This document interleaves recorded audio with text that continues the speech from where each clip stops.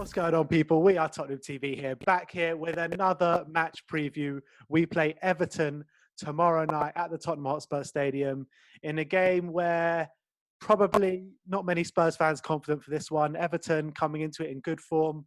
Tottenham had that shocking result at Sheffield United in an absolutely disgraceful second half performance. I got Slav with me. How are you feeling of this one? Any sort of confidence going into it? No. No. Yeah, when you look at the two teams coming into it, obviously Everton. Ben, I'm so depressed from it all. Yeah, I know. You and me both, mate. But let's try concentrate on the game. And when you actually look at it, look at Everton's form coming into it. Look at our form coming into it. There's two. Is there daylight between the two teams at the moment? There's not much in it. It's you hit the nail on the head before. I think when the answer on Thursday night was absolutely shocking. It sort of ruins all excitement for this game tomorrow. It's sort of like, what do we even have to play for? What it's sort of like, what's the point? Like, if the players don't care, why should we care? It's sort of it's a hard one to explain. They look good in terms of they look organised defensively, Everton, and I have no confidence coming into this game. I just think it's going to be the same old. I felt under Spurs and Jose Mourinho, I felt that if Spurs get the first goal, I think we look comfortable. We look confident to go on and get the 3 points. But if we go 1-0 down, then it's just really hard for us to get into the game with the whole Jose Mourinho tactics that we go with. But what is the answer? What is the answer to our problems at the moment?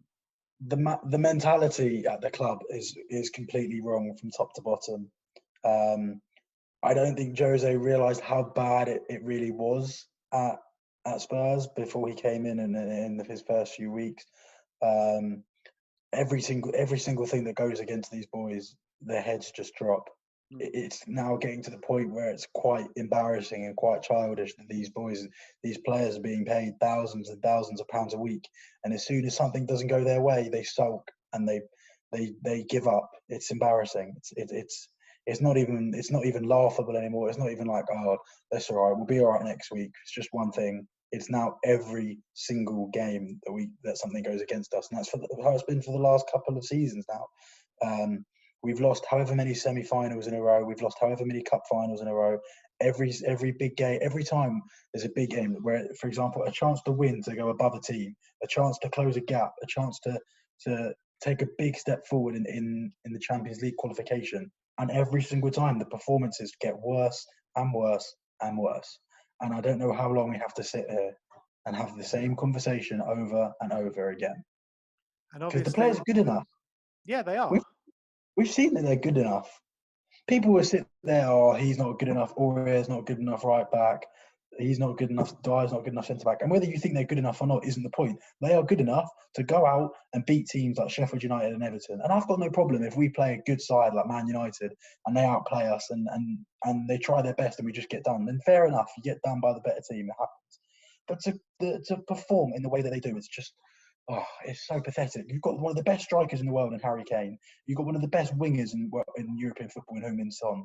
We spent £25 million on a lightning Steven Bergwijn. We've got players, Lucas Moura, who's experienced. We've got good experienced players.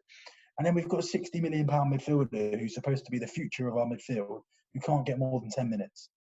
But how do you explain it? Because you've got, like you say, we've got the best striker in the world, one of the best wingers in Heung-min Son, up-and-coming players, Steven Bergwijn, Lucas Moura, who's got a hat-trick in a Champions League semi-final, Giovanni Lo Celso, who the whole Spurs fan base are actually purring about, talking about him being one of the stars of the Premier League.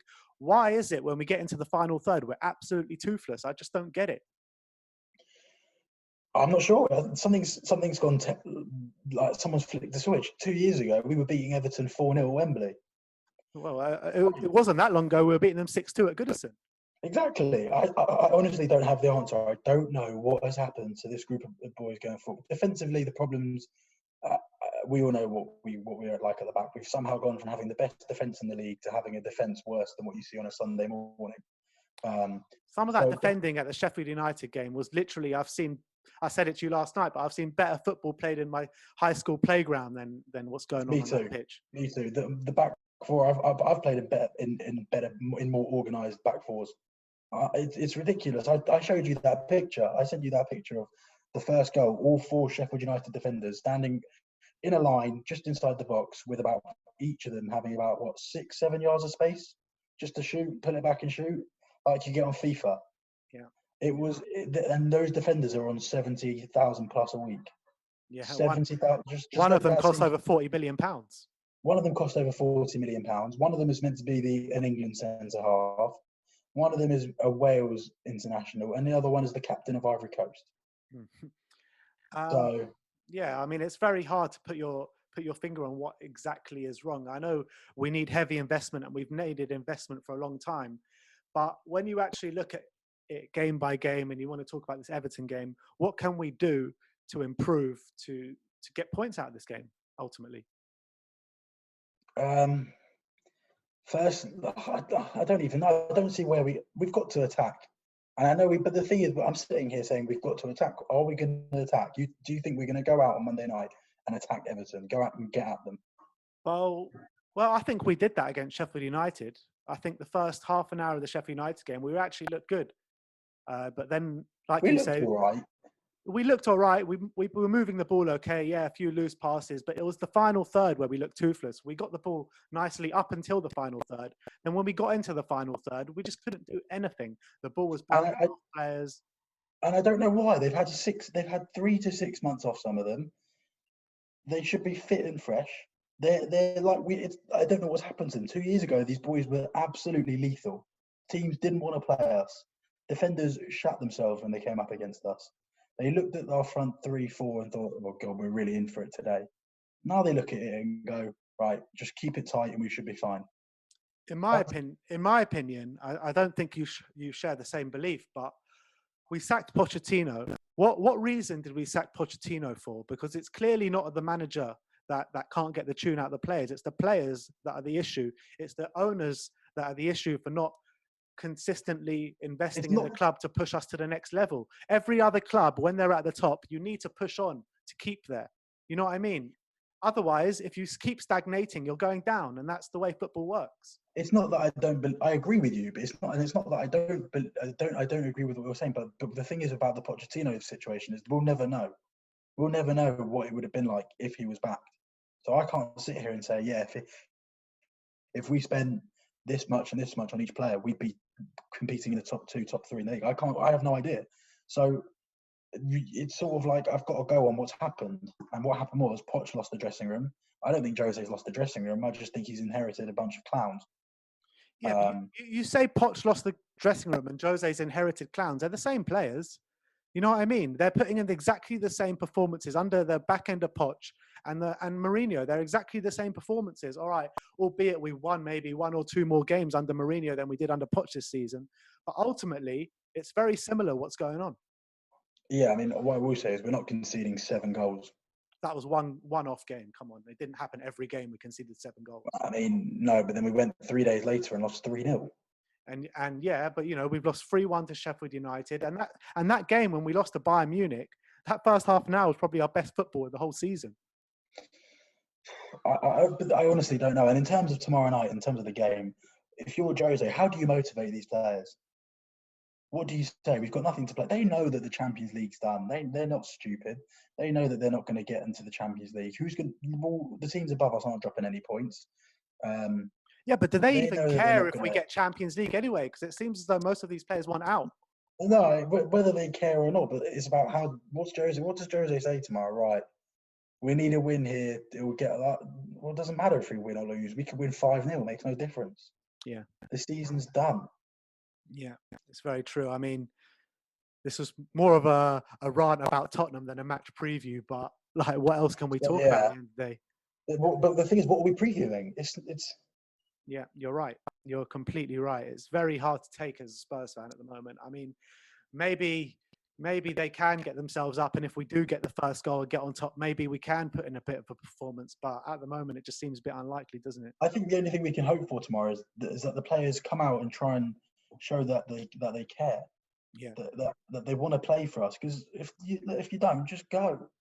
And these players have been at the club together. They've been together far too long. Eric Lamella's, whether you think he's good enough or not, it's irrelevant. He's been there. We've had him for 7 years. It's time. It's time for him to go and find a new club now. It's time for players like that who've been at the club long enough and not won anything to depart and bring some fresh faces in, some fresh ideas, just some quality squad depth. Oh, I don't even know anymore. Well, after all that, what's your score prediction tomorrow? Jesus. I mean, I'm going to go 1-1, 2-2. 1-1, 2-2. I can't see us. Honestly, I can't see us going out and winning. Can you? I can't, but when you actually look at the 3 games we played this season, you were impressed after the West Ham game. You thought we were all right against Man United as well. Sheffield United, the second half was completely unacceptable, but like I said, the first half an hour wasn't bad, was it? It wasn't bad. To be honest, I forgot what the first half an hour was even like. I was so angry at the second half. That second half angered us all. It was just so unacceptable. They were. Do you know how lucky they are that there's no fans there? I know. Could you imagine that? It would have been worse. It would have been worse if there were fans there. It's like you said. It's totally unacceptable. The mentality has got to change. It's embarrassing. They're like children. Half of them. They are like children, and they all come out after and go, "Oh, we're all together. We're all trying to show it." How many times has Musa Sissoko put something on social media telling us how everyone's sticking together? I'm sick and tired of after every game, everyone's like, "Oh, we need to learn as a team." Like, you've been learning as a team for fucking 7 years or 5 years, however long it is. Like, Literally. How much can you learn and keep making the same mistakes over and over and over again? Let me ask you, what's your team for tomorrow? Well, I mean, I know you're going to do your predicted lineup. We're going to do Yeah, I lineup. mean, What do you make? All right, let me ask you this: how many changes do you make if it was you that was in charge? it's a difficult one. I mean, I think the defense has to change. I think you have to bring in Toby Alderweireld. I really think that.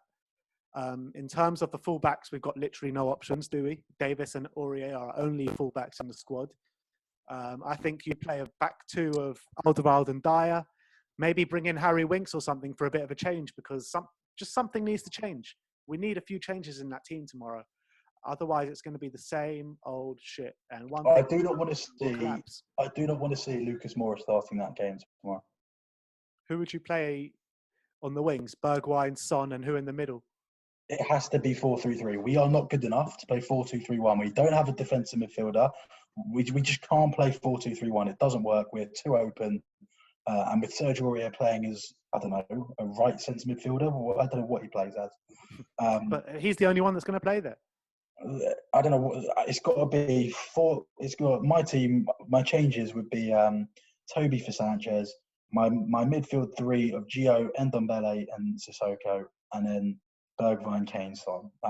Keep it simple. There's no chance Ndombele is going to start. There's no chance. Yeah, I know. And I wouldn't put him. I wouldn't even put him in a team anyway. He doesn't deserve to start. I'm sorry, but he doesn't. You asked me, Harry Winks. I don't even know.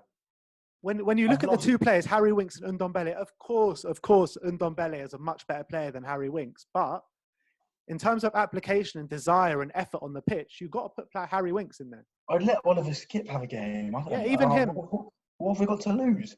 Yeah. But in terms of Ndombele, he just doesn't deserve it. He came on against Sheffield United and he was poor again. It looked like he didn't give a shit. Literally. And it's such a shame that we're having to turn this preview into a rant. Because we were so excited going into the game. Thursday, we had the chance to close the gap to Chelsea, extend the gap from Arsenal. And now it's something like 10 points to Chelsea, and Arsenal are 4 points clear of us in the space of, 4 days. And Arsenal were in meltdown when this whole lockdown finished. Arsenal were an embarrassment. They were the biggest decline in English sporting history, in my opinion. And now they've somehow won at Wolves. They've kept 3 clean sheets on the bounce. Their goalie's injured. That's what you call togetherness. They've had setbacks. They've not let their mentality drop. They've not let their heads drop like we do, and they've gone out and got the business done and got the job done. Something we are very more than capable of doing so. But Yeah. we have such a poor mentality, and like I said, it's such a shame that we're having to have this conversation instead of going into tomorrow's game excited, looking forward to trying to maybe close a gap and take another step towards Europe. Whereas now we're looking at it, can we get above Burnley tomorrow? And this is not exactly what we needed with the derby coming up in a week's time as well. Oh, You know what I mean? We got Arsenal in a week's time. First North London thank, derby at the Tottenham Stadium. thank God that Northampton derby is A, fanless, and B, neither team really have anything to play for. I know Arsenal have played well last couple of games, but I think even for them, top four or five is a little bit out of the question. They started to play a little bit too late. So I think for both of us, it's sort of just about pride now, going into that derby. So thankfully, it doesn't really mean too much, and we don't have to go and put ourselves through it. But if you remember last year's derby at Wembley, we were appalling with fans there. And the only reason we got a point was because we got a dodgy penalty, and all the fans, and Lloris saved one, and all the fans were going on. And I'm very worried for that game. Yeah, me as well. Going into look, we are. If you said to me at the beginning of the season, we're going to be below Burnley and Sheffield United in okay, I would have said May, April time, but with 5 games to go. If you said to me we'll be 10th in the league behind Burnley, Sheffield United, with the opportunity, and we play Everton, who could go above us if they beat us, I would have laughed at you with the squad we had on paper at the beginning of the year. Yeah, It's ridiculous. You know, at the end of the day, ultimately, we need heavy investment this summer, and that is the only thing that is going to help us. No, I agree. We need a whole new back four. We need a big monster Right back, in the left middle. back. We need a right back, left back, centre back, big monster in the middle, backup striker. And until we get all of those positions in, we can't be taken seriously. All right. Every time we take last thing I'll say is every time we take a step forward, we take 2 steps back. That's the Tottenham Hotspur way, unfortunately. It definitely has been under Daniel Levy anyway, throughout his whole tenure at Tottenham since 2000. And you blame Daniel Levy for the investment and the fact that we've fallen behind. And yeah, you can blame him as much as you want, but you can't blame him for the mentality on the pitch. He's not playing. He doesn't pick the team. He's not in the dressing room. I would push back on that, and I would say the reason why the squad are not firing and they don't have the mentality, because Poch was trying to change that mentality. And you can see in the Danny Rose interview with The Sun, he said everything that we're saying now that many years ago. And he was the one inside the dressing room. And he must not be the only player that was thinking like that. And that is why players have lost faith with the club. Because we were at the top, we were not at the top, we were close to the top, and we needed a few more signings each of those years to push on. And we didn't get that. That's Daniel Levy's fault. But the mentality inside the dressing room is not his fault. He's not in there. It's all to do with it, man. It's all to do with it. It's all part of the same problem. Well, it's opinion, and to be honest, no matter who you think's to blame, the problems are always still going to be there, no matter who you think's fault it is. Blaming someone doesn't take the problems away, unfortunately, and someone has to step up to the plate. But when you put the blame on someone, hopefully the guy that you put the blame on can rectify his mistakes. But we'll see about that, won't we? But we have a nice stadium, though, Ben. Yeah, that's great. That's great. We have a nice stadium. Shame we don't have good football to match it. I don't. I honestly, I'm not really sure. We'll have to see. We'll have to see tomorrow. If tomorrow night goes well and we get a result, I guess. I mean, that's the problem. What if we win 4-0 tomorrow? Like I said to you yesterday. What if we go and win 3-0? It's happy camps again. It's not happy camps. It's really not. It's not happy camps until we're back in the Champions League. I agree. Anyway, that is your rant/match preview. Sorry, it was a bit negative today, but just got to let you know how we're all feeling. And yeah. I can't sit here and be positive when there's nothing to be positive about.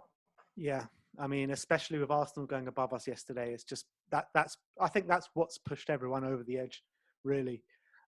Because the problems were evident before that, but now Arsenal above us, that's really pushed us over. But look, that's our match preview. Slav is going for 1-1 or 2-1. I'm going to go a bit more confident. I'm going to go a bit more positive because I think this video just needs a bit of positivity. So I'm going to go for 2-1 Spurs. Not sure how we're going to get it, but that's what I'm going to go for. Yeah. Thanks. We have the look. what I will say is we have the ability in the squad. The squad have the individual ability and, to be honest, the collective ability to go and perform. They just don't do it enough, and they let their heads drop too easily. We've seen it on occasion this season. When we want to, we can be unplayable. We can look ridiculous. Yeah. So that we've got it in us. We've just got to go and do it. Exactly. Well, there you have it. Like, subscribe, and comment below. And as always, come on, you Come Spurs. on, you Spurs.